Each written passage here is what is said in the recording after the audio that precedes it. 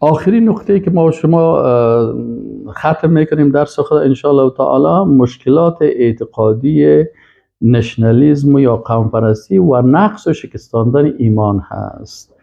این حال آیات قرآن هست. اول ای که قوم پرستی دعوت به جاهلیت است. چون قوم پرستی دعوت به جاهلیت است، مثل که ما شما قبلا آیات و احادیث خواندیم، از این خاطر انسانی که اندیشه قوم پرستی داره، این اندیشه جاهلیت داره و کسی که اندیشه جاهلیت داشته باشه ایمانش نقص میشه. و در احادیث هم آمده هست که رسول الله صلی الله علیه و سلم قوم پرست من حیث یک انسان مؤمن و دیندار قرار نمیته و رسول الله صلی الله علیه و سلم گفته است که کسی که در زیر بیرق جاهلیت یا دعوت به تعصبات قومی میکنه این مردهش مرده جاهلیت است، یعنی مردار میمره. مرده جاهلیت هم تو که مردار بود، این هم تو مردار میمره. و قوم پرست چی است؟ در فجور و شقاوت است و بسیاری آیات قرآن عظیم‌الشان قبول نمیکنه و قوم پرستا که هستن در گروه جهنمی ها گفته شده هست. قوم پرستی منجر به دوستی با کفار و مرتدین میشه و از این خاطر ولا و برا ندارن و الله متعال در حالی که میگه که لا تتخذوا الکافرین اولیاء، که اینا کافر دوست خود میگیرن به خاطر از اینکه او با امرش ارتباط قومی یا زبانی ای داره. دیگه قوم پرستی حکم جاهلیت و مردم از دایره اسلام دور میکنن. یک شاعر قوم پرست چی میگه؟ میگه سلام علی حبونی عیدا یجعل العرب امتا.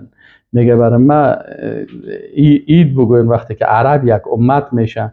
و سیرو بجسمانی علی دین برهمی، و جسم مرا ببرین و با دین برهمی یعنی دین بت پرستی.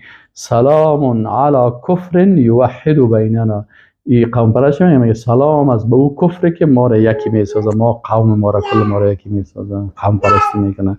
و اهلا و سهلا بعده به جهنم. میگه باز بعد از او اهلا و سهلا میگم به چی؟ به دوزخ.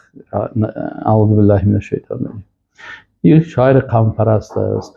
و علما در این راستا چی فتوا دادن؟ مثلا شیخ الاسلام ابن تیمیه رحمه الله میگه کل من خرج عن دعوه الاسلام و القرآن من نسب او بلد او جنس او مذهب او طریقه فهو من اعضاء الجاهلیه.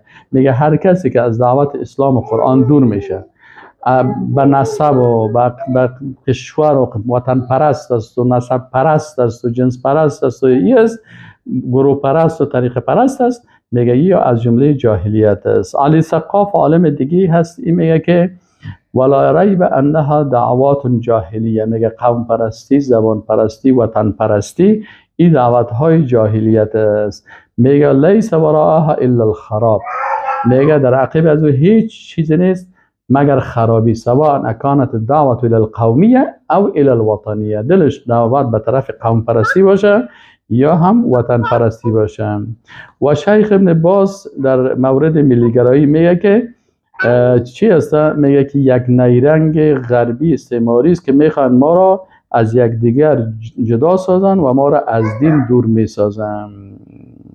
خب و یک عالم دیگه به نام ابن عثیمین است و میگه ان كنا لا نؤید هذه الدعوه و نرى انها دعوه جاهلیه. میگه ما به یک عقیده است که دعوت جاهلیت است و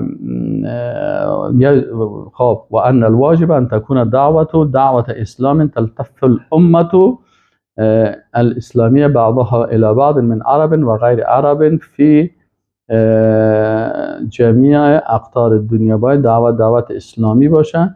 و خلاصه اینا هم قوم پرستی را به این نتیجه میرسیم که قوم پرستی دعوت جاهلیت است. کسی که قوم پرست است از چندین آیات قرآن انکار میکنه و ما به چشم میبینیم که اینا مثلا اخوت اسلامی را قبول ندارن. وقتی که اخوت اسلامی را قبول نداشتی و ان اکرمکم عند الله اتقاکم قبول نداشتی، در حقیقت اینا از دایره اسلام خارج میشن و این سبب نقص و شکستن ایمان میشه. و السلام علیکم و رحمت الله و برکاته.